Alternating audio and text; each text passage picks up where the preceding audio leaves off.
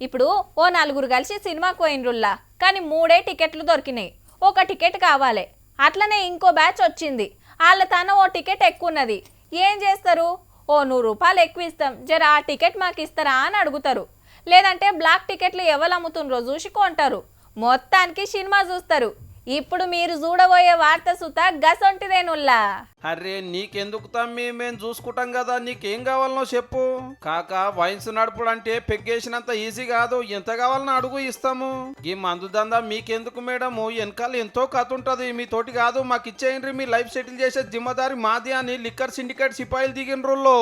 వాళ్ళు కూడా 40-50 అప్లికేషన్లు పెట్టిరు కానీ సరిపోని వైన్సులు రానందుకు నారాజు అయ్యి వచ్చిన వాళ్ళ కాంచెల్లి తీసుకునే కమాయిలు ఉన్నారు అన్నట్టు. లక్కీ డ్రాల పేరు వచ్చినా కొందరికి బిజినెస్ గురించి తెలియదు. ఆమె దాన్ని బగ్గుంటదని వచ్చారు కానీ అనుభవం లేని వాళ్ళు బొచ్చాడు మంది. ఆటో నడుపుతా నేను, ఆరుగురం కలిసి వేసినాం, షాప్ వచ్చేసింది. ఎన్ని ఇచ్చారు? ఆరుగురు కలిసి ఒకటే. యూత్ అంటే బిజినెస్ ఒకటేసారి కరోడ్పతి కావాలంటే ఏ ఆప్షన్ ఉన్నది?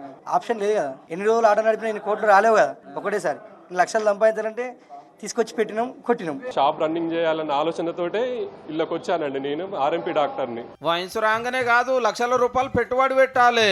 డిసెంబర్ 1 నాడు షాప్ ఓపెన్ చేయాలంటే ఒక 50 లక్షలన్నా కావాలి. చాలా మందికి అంత తాకత్ ఉండదాయే. అగో గాలం దేవులాడి బుద్రకిస్తున్నారు, షాప్ మాకు ఇచ్చేయి, నీకేం కావాలనో చెప్పని. ఏరియాని బట్టి 50 లక్షల కాంచెల్లి 1 కోటి రూపాయలు ఇస్తామని కూడా తయారున్నారు. అంటే చూడండిగా, మీదికెళ్ళి అప్లికేషన్ కు వచ్చిన 3 లక్షలు 2 ఏళ్ల దందాకు గుడ్ వేలు. టెండర్ వచ్చిన వాళ్ళు కూడా ఇటువంటి లక్కీ ఛాన్స్ కోసం వెయిటింగ్ చేస్తున్నారు.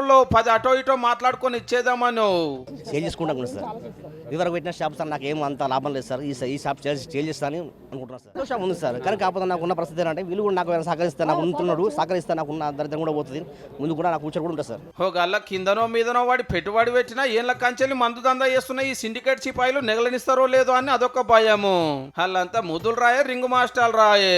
ఏ గన్ని తిప్పలు ఎవడు వాడతాడు అనుకున్న వాళ్ళు ఇచ్చేసానికి తయారవుతురా. కాకుంటే లైసెన్స్ లో వీళ్ళదే పేరు ఉంటది కానీ బిజినెస్ నడిపేది సిండికేట్ వాళ్ళు అన్నట్టు. ఏం ముచ్చట ఎట్టున్నా పోతే 3 లక్షలు వస్తే దుఃఖమని ధైర్యం చేసి లక్కీల వడ్డోళ్లకు పుకట్లనే లక్షలకు లక్షలు పో.